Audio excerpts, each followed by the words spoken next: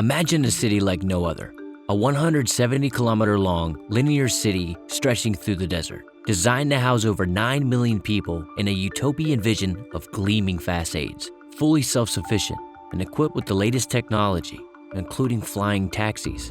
Welcome to the Line, Saudi Arabia's vision to redefine urban living. But instead of witnessing the rise of a revolutionary wonder city, the Line is now a tale of massive setbacks and ongoing challenges. Insiders report the first layoffs among construction companies, and rumors circulate that the grand plan has shrunken from 170 kilometers to a mere 2.4 kilometers. Some even speak of a total collapse of the line. So what's the current state of this ambitious project? What progress has been made recently? Why are so many problems surfacing now? And have the Saudis indeed bitten off more than they can chew?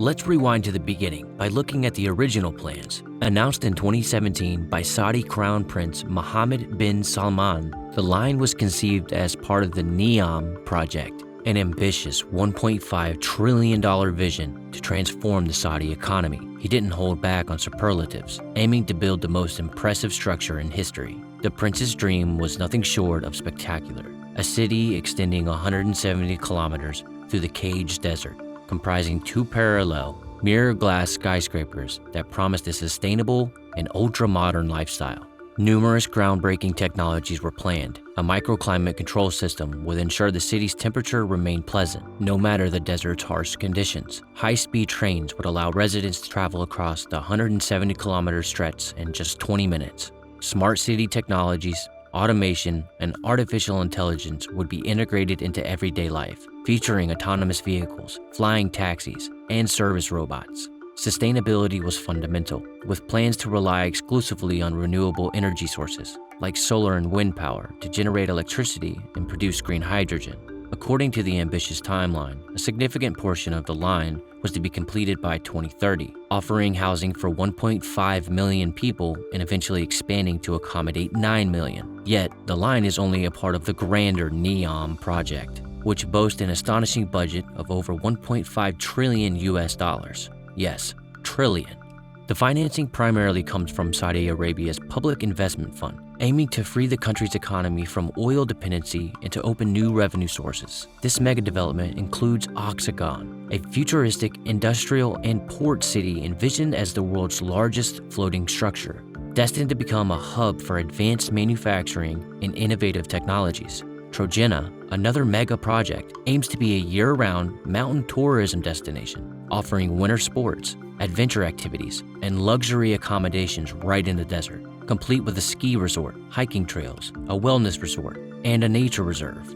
Then there's Sindala, an exclusive island planned as a luxurious tourist and yacht harbor, featuring high-end resorts, a golf course, marinas, and state-of-the-art shopping facilities. Overall, NEOM is set to span a 26,000 square kilometer area on the northern shore of the Red Sea, an expanse nearly the size of Belgium. With such ambitious plans, the Saudis are clearly not holding back, understanding that their oil reserves won't offer permanent economic security. Eventually, extraction capabilities will diminish, and more Western countries are turning to sustainable energy sources already. Hence, the Saudi royal family is racing to diversify the economy to maintain their power and relevance in the modern world. Their strategy to boost tourism extends beyond the megaprojects. Saudi Arabia is also investing heavily in sports, buying into golf, Formula One, and football, with the aim of becoming a new global sports hub. By 2029, the kingdom will host the Asian Winter Games, and it's widely expected to secure the 2034 Football World Cup. Saudi Arabia's aggressive push to become a global sports hub is a key component of its Vision 2030. While these efforts promise to transform the kingdom's global image and diversify its economy, they are not without significant controversies and criticisms. From accusations of sport washings to concerns about human rights and environmental sustainability, the kingdom's sporting ambitions are a double-edged sword that continues to draw global attention and scrutiny. But these projects face immense time pressure to be completed in time for these worldwide events. And here lies the first major problem. The sheer size and scope mean that even small errors or delays can have significant impacts on the schedule and budget. This was evident from the start of construction in 2021. One of the biggest hurdles? A lack of suitable building materials. Sounds ironic, but the project is actually sort of sand, the right kind of sand. The desert sand around the line is not suitable for making concrete, meaning it must be imported from afar, driving up costs and causing logistical delays. Additionally, the planned infrastructure requires an enormous amount of resources and energy. Constructing an all-electric infrastructure in such a remote and inhospitable environment is nearly impossible without establishing new supply lines for electricity and water, which has proven very difficult. Many architects and experts believe that the building such as Desert City is simply not feasible, especially within such a tight time frame. Despite the royal family's efforts to keep problems under wraps, negative headlines from internal sources continue to emerge. Recently, Bloomberg, citing anonymous sources, reported that the plans might indeed be too ambitious. Even the builders estimate that despite their best efforts, only 2.4 of the planned 170 kilometers can be completed in the next 6 years, just 1.5% of the entire project. That's quite a setback. In terms of housing, the vision has also been scaled back. The grand vision including providing housing for 1.5 million people by 2030, a population roughly equivalent to that of Philadelphia. Now, only about 300,000 people are expected to settle in the line initially. Although it was communicated that the line would be developed in stages, the size of each phase was massively overestimated, leading to significant delays. The final goal of 2045, with 9 million residents, seems increasingly distant. Yet, some still believe in the project's ultimate success. Several American companies are heavily involved in the construction and development of the line, contributing their expertise and resources to this ambitious venture. For instance, AECOM, America's largest design engineering firm, has been awarded a significant contract to handle the design and support of the backbone infrastructure for NEOM. AECOM is responsible for ensuring the project's sustainability and integrating cutting-edge technologies into the urban landscape, leveraging their global team to deliver a 100% digital design.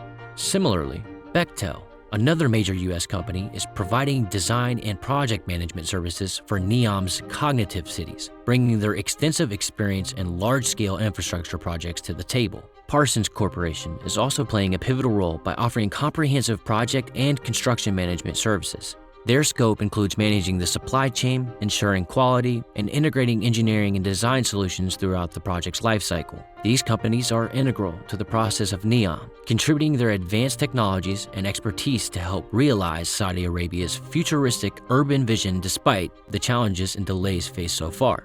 However, the list of problems does not seem to end. Financing remains a critical issue. Initially, the costs were estimated at $500 billion, but actual expenses could be significantly higher. This has raised considerable concerns with the royal family about the project's economic viability and profitability. Investing in such large-scale infrastructure projects is highly risky, especially in a market characterized by uncertainties and fluctuating oil prices. Moreover, the project itself faces strong international criticism. Renowned architects have repeatedly voiced concerns, causing investors to withdraw. Then there are the working conditions of the construction workers. Human rights organizations have highlighted poor working conditions and inadequate pay for workers from low-wage countries like India, Bangladesh, and Nepal.